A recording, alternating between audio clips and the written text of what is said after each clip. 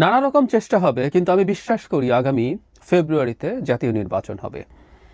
কেন ফেব্রুয়ারিতেই নির্বাচন হবে বলে আমি বিশ্বাস করি সেটা নিয়ে আলাদাভাবে কথা বলবো, বিভিন্ন জায়গায় অল্প স্বল্প বলছি। কিন্তু নানা চেষ্টা সত্ত্বেও, নির্বাচন পেছানোর চেষ্টা সত্ত্বেও বলছি কথাটা, কারণ হলো আমি কিছু চেষ্টার প্লট তৈরি দেখতে পাচ্ছি। এর মধ্যে খুব গুরুত্বপূর্ণ একটা এখন আমাদের সামনে হাজির হয়েছে, নিরাপত্তা পরিস্থিতি উপযুক্ত না, সেই কারণে নির্বাচন পেছাতে হবে। সম্প্রতি জামায়াতের আমির ডক্টর শফিকুর রহমান একটা মন্তব্য করেছেন, সেটা আমার এই ধারণাকে আরও পোক্ত করেছে। ইনফ্যাক্ট এটার একটা পূর্বাভাস আমি দিয়েছিলামও। তিনি যেই ঘটনাকে উল্লেখ করে এটা বলেছেন, সেই ঘটনার প্রেক্ষাপটে আমি আসবো সেই জায়গায়। ইনফ্যাক্ট শুধু সেটা না, জনাব নাহিদ ইসলাম ওই নিরাপত্তা ইস্যু নিয়ে কথা বলেছিলেন। কতগুলো ঘটনা ঘটতে পারে আমরা দেখেছি। নির্বাচন কমিশন নিয়ে একটা আলাপ মাঠে রাখা হয়েছে। এনসিপি রিপিটেডলি বলেছেন যে তারা এই নির্বাচন কমিশনের অধীনে নির্বাচন করবেন না, নির্বাচনে যাবেন না। এটা অলরেডি জানানো হয়েছে। জামায়াত অন্তত একবার বলেছে। এছাড়াও তারা নির্বাচনে পার্টিসিপেট করবেন না যদি জাতীয় পার্টিকে নিষিদ্ধ করা যায়, সেটা একটা অপশন হতে পারে। সো বিএনপির জন্য এক ধরনের একটা একতরফা নির্বাচনে ঢুকে পড়তে হবে, এই পরিস্থিতি তৈরি হতে পারে। এগুলো আছে। আমরা রাখাইন রোহিঙ্গা ইস্যু নিয়ে কথা বলছি, সেগুলো আছে। সো নানা রকম চেষ্টা নানা দিক থেকে আছে। এর মধ্যে বাইরের লোকজন তো আছেই, সরকারের লোকজন আছে, রাজনৈতিক দলগুলো আছে। আমি প্রায় একটা কথা বলি যে রাজনৈতিক দলগুলো যদি এটা হয় যে রাজনৈতিক কারণে তারা তাদের নির্বাচনে খানিকটা বেশি সময় চায়, জামায়াত বা এনসিপি যদি মনে করে নির্বাচনটা যদি পিছিয়ে জুনের দিকে নিয়ে যাওয়া যায়, কারণ অন্তত প্রধান উপদেষ্টার ঘোষিত সময় যে জুন, সেটার মধ্যে গেলে তাদের ভালো হয়, এটা তাদের এক ধরনের রাজনৈতিক কৌশল হতে পারে। এটাকে ছাড় দেওয়া যেতেও পারে। যদিও জামায়াত বলেছে তারা মনে করে এপ্রিলের পর আর যাওয়া উচিত না। সত্যি আসলে এপ্রিলের পর, এপ্রিল আসলে সঠিক সময় না, ফেব্রুয়ারি তাদেরও সময় ছিল, এবং এই ব্যাপারে তারা অন্তত ওপরে ওপরে বলছেন, তাতে তাদের কোনো সমস্যা নেই। কিন্তু আমি মনে করি নির্বাচন ভীষণভাবে পিছিয়ে দেওয়ার একটা চেষ্টা থাকবে, এবং সেই প্রচেষ্টা যদি শক্তিশালী হয়ে ওঠে, এনসিপি এবং জামায়াতে ইসলামী সেটার পার্ট হবে। এটার পার্ট হবে কেন একটু আগেই বলে রাখা ভালো। এই সরকারের ওপরে বিভিন্ন রাজনৈতিক দল এবং বিভিন্ন মহলের প্রভাব আছে, বিএনপিরও আছে। আমরা গ্রসলি যদি বুঝে নেই যে সবারই 3 ভাগ, জামায়াতে ইসলামী, এনসিপি এবং বিএনপি সবারই 1/3 করে বিভিন্ন বিভাগ, বিভিন্ন জায়গায়। এর মধ্যে ভ্যারি করে বিএনপির কোন জায়গাগুলোতে প্রভাব আছে, জামায়াতের কোন জায়গায় আছে, এনসিপির কোন জায়গায় আছে, কিন্তু আমরা ধরে নেই যে মোটা দাগে 1/3 করে প্রভাব আছে। কিন্তু যেদিন নির্বাচন হবে বিএনপি ল্যান্ডস্লাইড ভিক্টরি পাবে বলে আমার ধারণা। অনেকে দ্বিমত করতে পারেন, সেই বিতর্ক আজকে করছি না। তো সেটা হওয়ার পরপর যেটা দাঁড়াবে, বিএনপি তার মতো করে এই প্রশাসনে কাজ করতে চাইবে, সে তার মতো করে দেশ চালাতে চাইবে। ফলে এই বদলি, ওই নিয়োগ, এইসব ক্ষেত্রে নানা ক্ষেত্রে জামায়াতে ইসলামী বা এনসিপি যে পরিমাণ প্রভাব রাখতে পারতো, মুহূর্তেই সেটা উবে যাবে। তো এই পরিস্থিতির চাইতে এই সরকার যতদিন কন্টিনিউ করে, এই দুটো দলের জন্য সেটা টেকনিক্যালি সুবিধার ব্যাপার। এটা সেই কারণে তারা অনেক লম্বা সময়ে সরকার চলে যেতে পারে, সেটা তারা চাইতেই পারেন। এবং সেই চাওয়াটাকে আমি অন্যায় বলবো। আবারও বলছি, রাজনৈতিক কারণে নির্বাচনের জন্য তাদের সুবিধা হলে সেটা ঠিক আছে, কিন্তু যদি এটা চান, এটা ষড়যন্ত্র। এটার সাথে যদি তারা জড়িত থাকেন, তারা ষড়যন্ত্র করছেন, আমরা এভাবেই বলবো। এটা গণতান্ত্রিক দেশ, নিশ্চিতভাবে গণতান্ত্রিক প্রক্রিয়ায় ফিরতে হবে। জামায়াতের আমির যেটা বলেছেন, আমি প্রথম আলো থেকে পড়ছি, লালমনিরহাটের পাটগ্রাম থানায় হামলা চালিয়ে ভ্রাম্যমাণ আদালতে সাজাপ্রাপ্ত 2 আসামিকে ছিনিয়ে নেওয়ার ঘটনা উল্লেখ করে বাংলাদেশ জামায়াতে ইসলামীর আমির শফিকুর রহমান বলেছেন, এই পরিস্থিতিতে নির্বাচন কিসের, কি নির্বাচন হবে? এর জন্য আগে নির্বাচনের পরিবেশ অবশ্যই তৈরি করতে হবে। এরপর সংস্কারেরও কথা বলেছেন। ট্রিকটা খেয়াল করে, জামায়াতের সাথে এনসিপির অ্যালাইনমেন্টের তার 2-3 দিন আগেই পটিয়াতে থানায় হামলা হয়েছে, এনসিপি করেছে। এনসিপি কথাটা ঠিক হচ্ছে না, এটা ডিফ্যাক্টো আসলে বৈষম্য বিরোধী ছাত্র আন্দোলন করেছে। এই বৈষম্য বিরোধী ছাত্র আন্দোলন আদতে এনসিপির এক্সটেনশন। পটিয়া থানায় হামলা করা নিয়ে জামায়াতের আমির একটা শব্দ করলেন না। তো কেন করলেন না? কোনো কারণে একটা থানায় গিয়ে কেউ হামলা করতে পারে? পুলিশের সাথে সংঘর্ষে জড়িয়েছে, দফায় দফায় থানা ঘেরাও করেছে।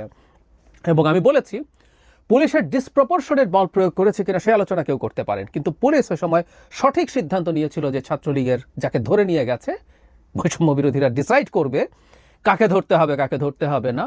তার কথা যেহেতু শোনে নাই, পুলিশ বলেছে তার নামে কোনো মামলা নিতে, তাকে গ্রেফতার করা যাবে না।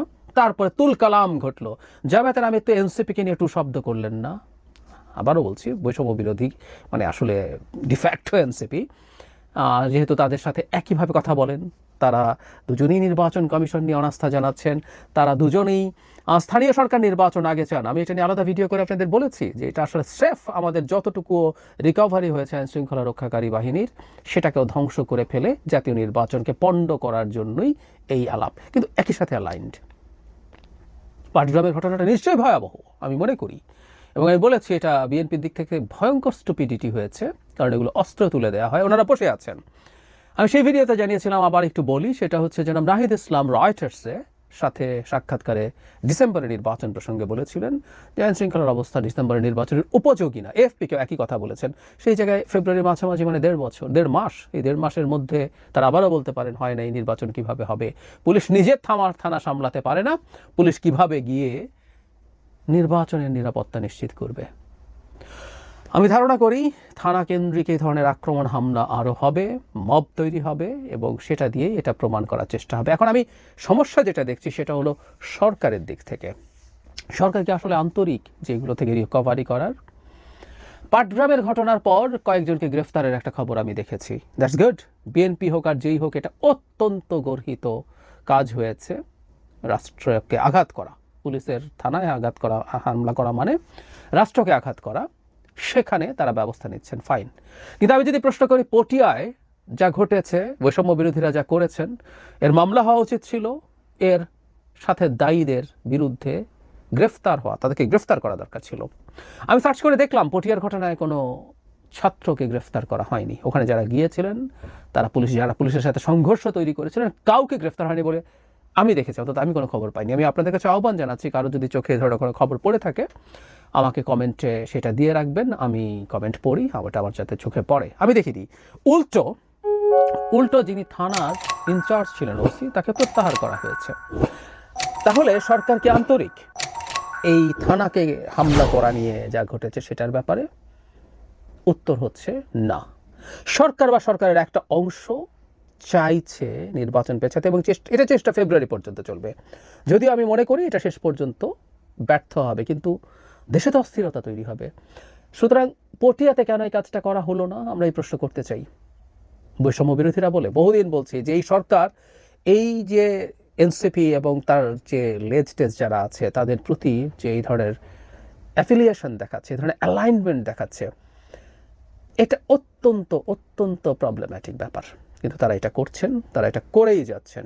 কিন্তু যেটা দাঁড়াবে, এই ঘটনায় যখন কেউ গ্রেফতার হয়নি, পাটগ্রামে হয়েছে, পটিয়ায় হয়নি, তাতে আরও অনেকে সাহস তৈরি হবে যে না, আমরা তো এই কাজটা করতে পারি, থানা আক্রমণ করতে পারি, পুলিশকে আক্রমণ করতে পারি। এই গণঅভ্যুত্থানে 1 বছর পূর্তি হতে চললো, এখনও পুলিশের এই নিরাপত্তার ব্যাপারে সরকার কঠোর হয়নি। খুব জরুরি ছিল, কিন্তু হয়নি। ফলে আমরা ধরে নিতে পারি সরকারের একটা পার্ট অ্যাটলিস্ট আছে, তারা চায় না পুলিশ শক্তিশালী হয়ে উঠুক। বৈষম্য বিরোধীদের ব্যাপারে কেন বলছি বারবার যে সাথে এনসিপি জড়িত, এনসিপির নেতারা সমানে হুমকি ধামকি দিয়েছেন পটিয়ার ওসিকে, পটিয়া থানা গুড়িয়ে মাটির সাথে মিশিয়ে দিতে হবে, তাকে কীরকম শাস্তি দিতে হবে, এসব নানান কথাবার্তা সরাসরি বলেছেন এবং অন্যের দেয়া স্টেটাস শেয়ার করেছেন। তার মানে এনসিপি চাইছে পুলিশ এই রকম মনোবলহীন অবস্থায় থেকে যাক। সরকারও সেটায় সাথে অ্যালাইন্ড হচ্ছে। জামায়াত অলরেডি আওয়াজ দিয়েই রাখলো, কিসের নির্বাচন এই পরিস্থিতিতে?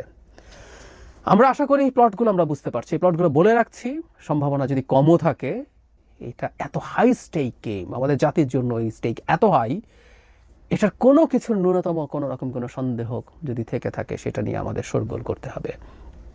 এবং মাঠে যারা অন্তত নির্বাচনটা ঠিকঠাক মতো হয়, আমাদের গণতান্ত্রিক রূপান্তর হয়, এটা এক্সপেক্ট করেন, তাদের সতর্কতা খুব বেশি জরুরি, খুব বেশি জরুরি।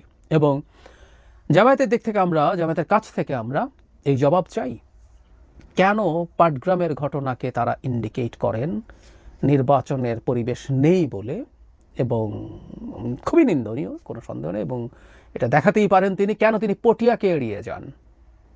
এই জবাব জামায়াতকে দিতে হবে। তারা খুবই আদর্শের রাজনীতির কথা বলেন, তাদের এই আদর্শ অন্তত এই ক্ষেত্রে আমরা দেখতে চাই।